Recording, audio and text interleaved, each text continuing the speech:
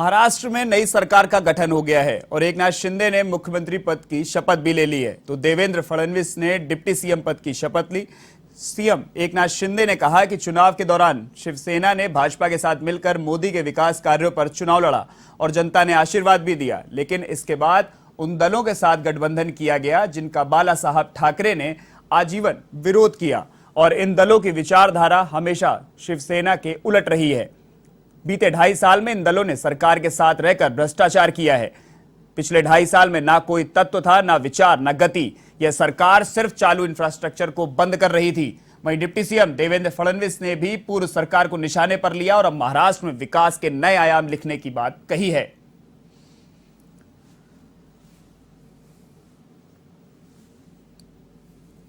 संख्या में है, ये सब 50 लोगों ने एक वैचारिक भूमिका लेकर इस राज्य के हित की बात, इस राज्य के विकास की बात और जो उनके चुनाव क्षेत्र में दिन प्रतिदिन जो समस्याएं खड़ी हो रही है, कल चुनाव में जीतने का जितना मुश्किल हो जाएगा, ये ध्यान में रखते हुए जो महाविकास आघाड़ी सरकार में जो अन्य पक्ष है, मैं किसी के ऊपर आज टिप्पणी नहीं करूंगा, लेकिन अन्य पक्षों के माध्यम से उनके चुनाव क्षेत्र में जो कठिनाई पैदा हो रही है, उनको जो प्रॉब्लम खड़ी हो रहे और भविष्य में उनका जो मतदाता है जिन्होंने उनको चुन के दिया है, उनके लिए वो कुछ कर नहीं पाए, तो चुनाव कैसे लड़े, उनको कैसे फेस करे, ऐसी दुविधा में वो सब पड़े थे। और उन्होंने मुझे कहा कि हम लोग ने बार बार कोशिश की कि इसके साथ इसमें करेक्शन हो जाए।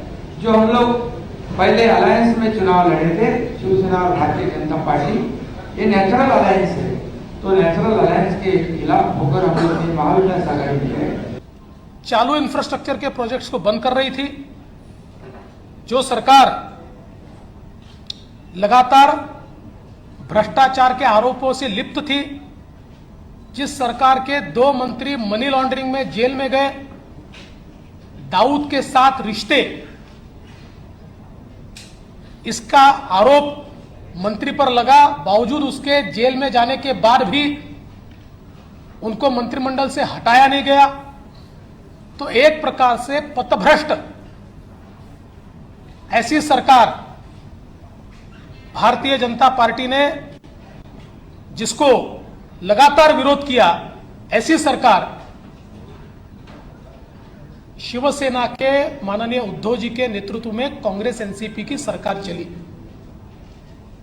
और इस सरकार के चलते शिवसेना के विधायकों में बड़ा रोष था। उनको लगता था वापस वोट मांगने जाना है और आज तक जो बातें कही उसके विरोध में काम हो रहा है। जिनके खिलाफ जिंदगी भर लड़े, उनके साथ बैठे, वोट कैसे मांगेंगे। साथ ही में उनकी कॉन्स्टिट्यूएंसी में उनके खिलाफ जो हारा, उसको पैसा मिलता था, फंड्स मिलते थे।